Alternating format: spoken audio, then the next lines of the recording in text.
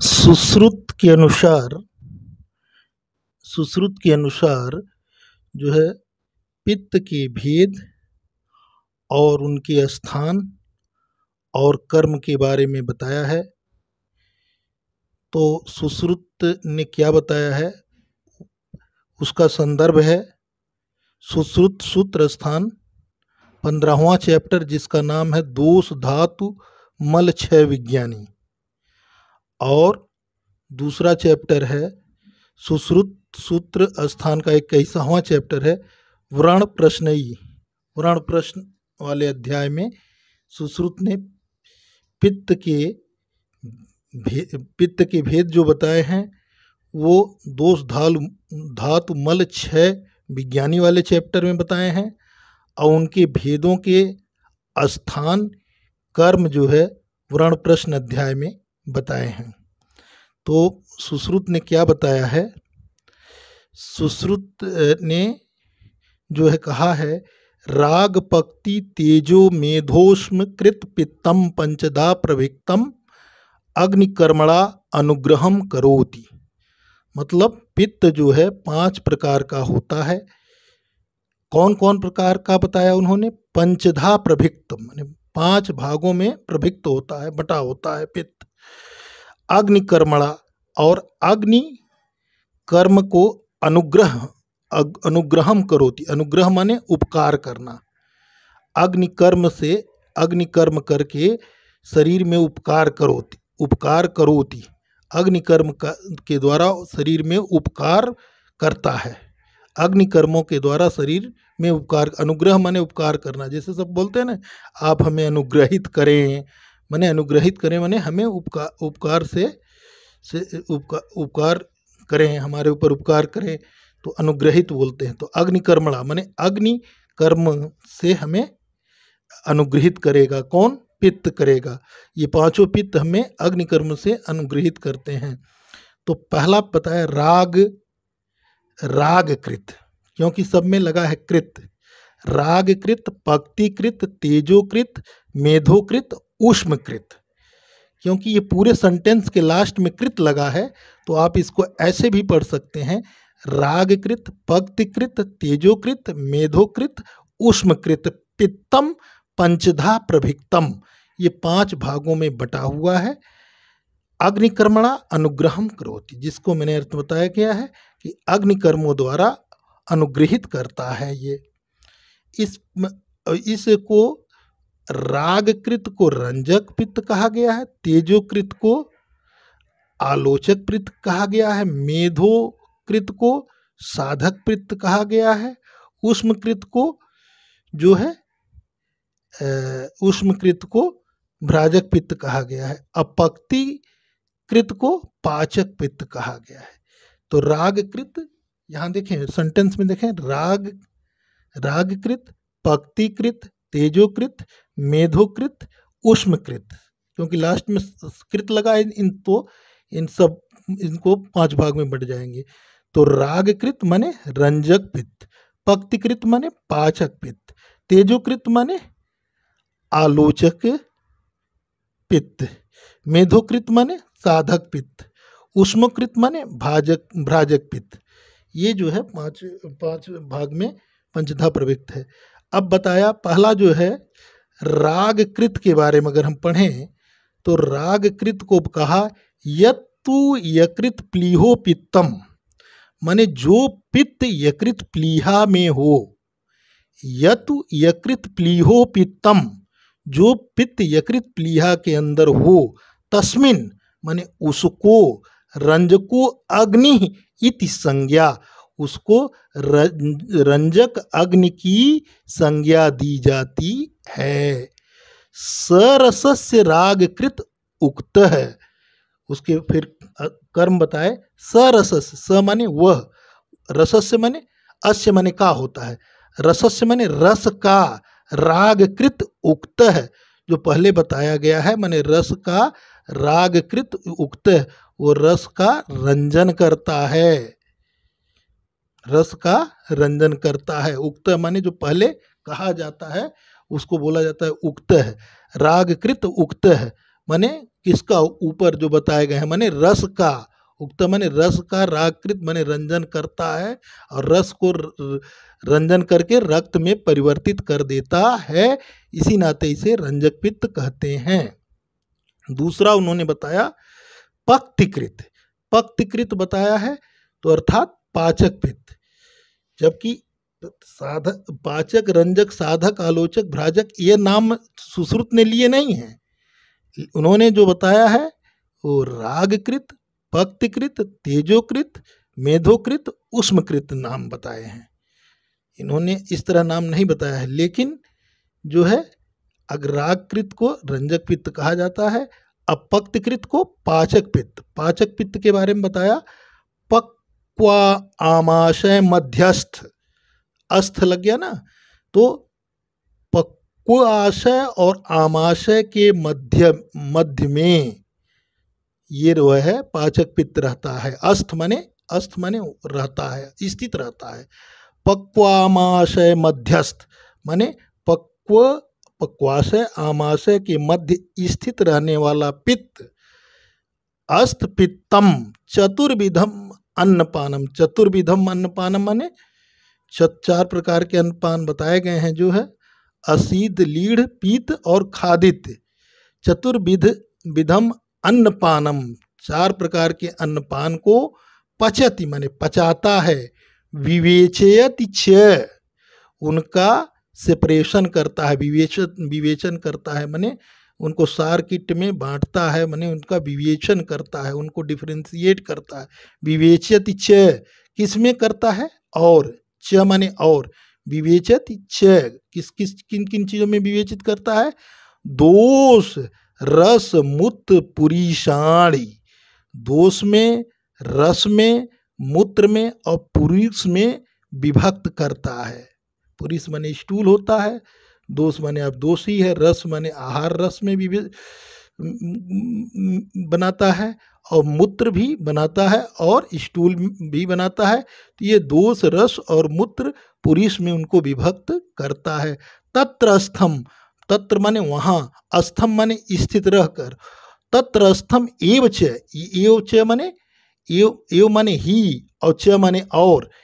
तत्र स्थम वहाँ रहकर और क्या क्या करता है, एव च आत्मशक्त्या माने, आत्मशक्त्या माने अपनी शक्ति से, शेषाणाम पित्तानाम से जो बाकी पित्त हैं, शेषाणाम पित्तानाम जो और पित्त हैं, मतलब पाचक पित्त के अलावा जो और पित्त हैं, शेषाणाम पित्तानाम शरीरस्य जो शरीर के और पित्त हैं, शेषाणाम पित्तानाम शरीरस्य च और उनको क्या करता है, अग्नि कर्मणाम अनुग्रह करोति, उनको अग्नि प्रदान करता है, मतलब उनको अग्नि प्रदान करता है, अग्नि कर्म में सहायता करता है।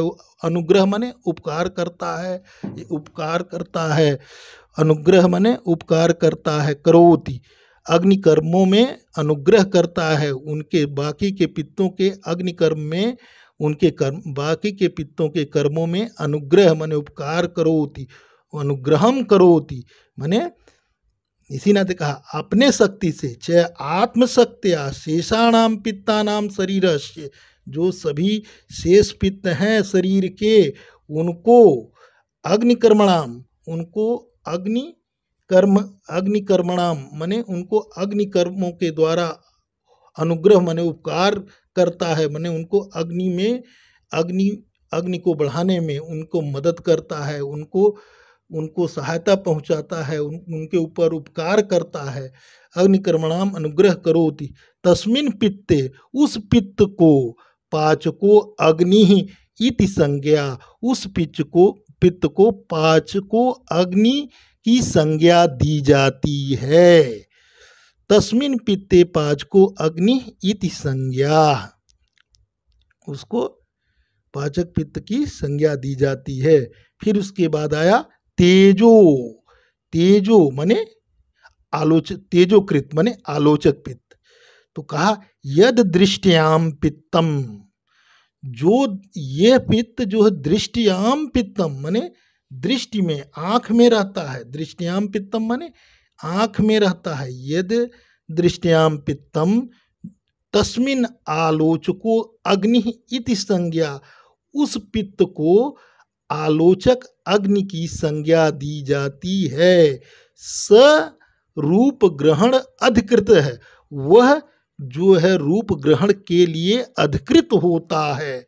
माने उसका काम, जैसे सब कहता है आप इस चीज के लिए अधिकृत हैं, तो वह स माने वह रूप ग्रहण अधिकृत है, वह रूप ग्रहण के लिए अधिकृत होता है।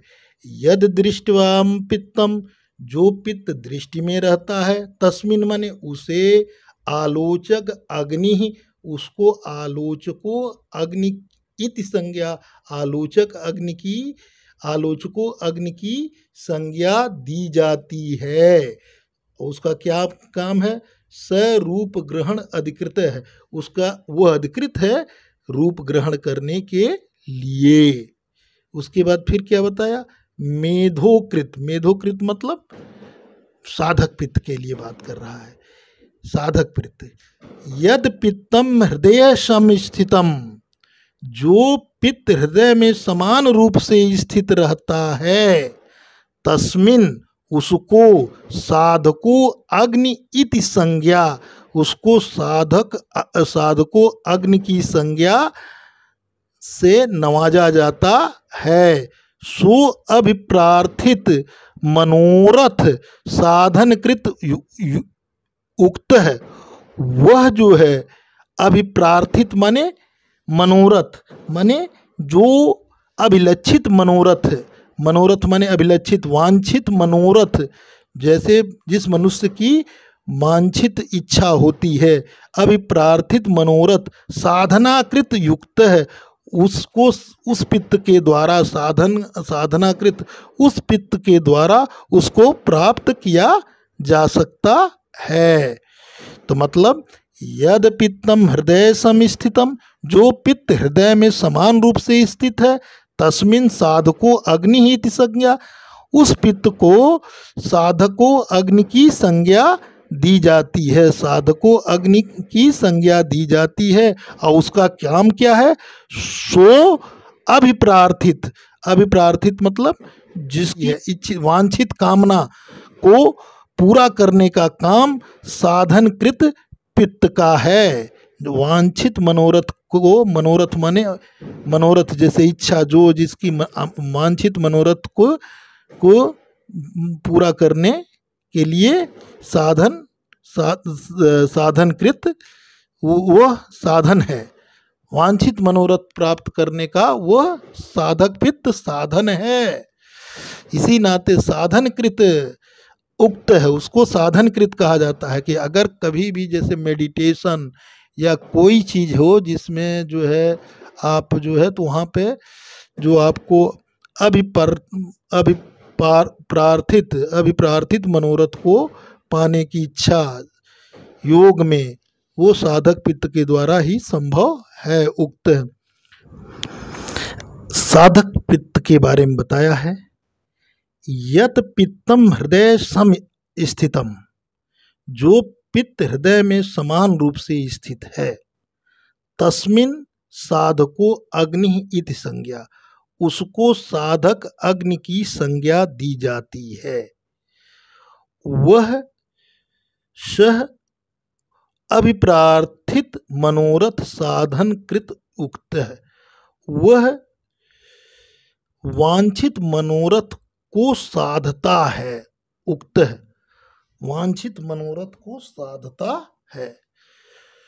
अभिप्रार्थित माने जो अपेक्षित, अभिलक्षित, जो आप अभिलक्षित टारगेट बनाते हैं, वांछित करते हैं, जो डिजायर आप करते हैं, उस मनोरथ को वो जो है साधनकृत साधता है। उक्त है, उसको क्या करता है? साधता है। ठीक है। भ्राजक पित्त के उसके बाद उष्मकृत पित्त, जिसको हम भ्राजक पित्त कहते हैं। यत त्वची पित्तम तस्मिन, जो त्वचा में पित्त रहता है, तस्मिन भ्राजको अग्नि इति संज्ञा, उसको भ्राजक अग्नि की संज्ञा दी जाती है। सो स अभ्यंग परिषेक अवगाह अवलेपन आदि नाम क्रिया द्रव्याणाम, वह जो है जो द्रव्यों से अभ्यंग क्रिया द्रव्याणाम, क्रिया द्रव्याणाम माने जो द्रव्यों से, जिन द्रव्यों से अभ्यंग, परिषेक, अवगाह, अवलेपन आदि क्रिया किया जाता है, उनका शोषण करता है। शोषण माने सुखाता है, माने जैसे अभ्यंग करोगे या परिषेक करोगे, अवगाह करोगे, अवलेपन करोगे, उस आदि नाम क्रिया नाम द्रव्याणाम, किससे करोगे? द्रव्यों से। ये क्रियाएं किससे करोगे? द्रव्यों से। आदि नाम क्रियाणाम द्रव्यों से करोगे तो उसको क्या करेगा? ये सुखाएगा, शोषण कराता है या पचाता है उनको। और छाया नाम च प्रकाशक है, और छाया को प्रकाशित करता है। उस पित्त को भ्राजक पित्त कहते हैं। तो आपने देखा कि यत त्वची पित्तम तस्मिन भ्राजको अग्नि इति संज्ञा, जो त्वचा में पित्त है, तस्मिन उसको, भ्राजको अग्नि इति संज्ञा, भ्राजक को भ्राजक अग्नि की संज्ञा दी जाती है। और सह अभ्यंग परिषेक अवगाह अवलेपन आदि नाम क्रिया द्रव्याणाम, और जो द्रव्यों से हम अभ्यंग, परिषेक, अवगाह, अवलेपन, लेपन या अवलेपन जो लेप लगाते हैं, आदि क्रियाणाम जो हम करते हैं, उनको वो क्या करता है? पचाता है, सुखाता है। और छाया नाम च प्रकाशक, और छाया को प्रकाशित करता है। छाया नाम च मने और, प्रकाशक है, छाया नाम और प्रकाशक, और छाया को प्रकाशित करता है। या कहें कि छाया को, शरीर की छाया को प्रकाशित करता है। चरक ने पित्त के भेद नहीं बताए हैं, जबकि सुश्रुत ने पित्त के 5 भेद बताए हैं। रागकृत, पक्तिकृत, तेजोकृत, मेधोकृत, ऊष्मकृत, पंचधा प्रभिक्तम अग्निकर्मणा अनुग्रहम करोति। अग्निकर्म माने अग्नि, इनका काम क्या है? अग्निकर्मणा माने इनका काम अग्नि कर्म करना है। किसके शरीर के अंदर? अग्नि के कर्म को करना है, माने मेटाबॉलिज्म, कंबंशन को करना है। अनुग्रहम करोति, अनुग्रहम करोति माने ये उपकार करते हैं। अनुग्रह करना, उपकार करना, शरीर का अनुग्रह करते हैं, शरीर पर उपकार करते हैं। करोति, ये पित्त। ठीक है। उसके बाद